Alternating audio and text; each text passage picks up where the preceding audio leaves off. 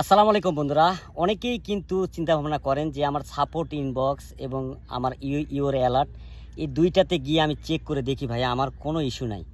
আসলে বিষয়টা কিন্তু এরকম না। ইস্যু কোথায় থাকে, কোন জায়গা থেকে আপনি ডিলিট করলে ইস্যুটা একেবারে চলে যাবে এই বিষয়টা কিন্তু আমরা কেউই জানি না।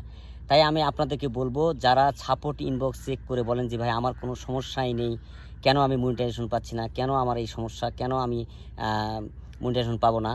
আপনাদেরকে বিষয়টা ক্লিয়ার করে বলি। আপনি যখন ফেসবুকটা খোলেন বা আপনি পেজ খোলেন বা যে কোনো কিছুই আপনি ক্রিয়েট করেন, যখনই ফেসবুকটা খুলবেন, তখন থেকে কিন্তু আপনি যে পোস্ট করেন বা যে ভিডিওগুলো যদি কখনো কোনো সমস্যা হয়, সেগুলো ডিলিট করে দেন। মনে করেন যে আপনি গ্যালারি থেকে ডিলিট হয়ে যায়। কিন্তু আসলে বিষয়টা এরকম না।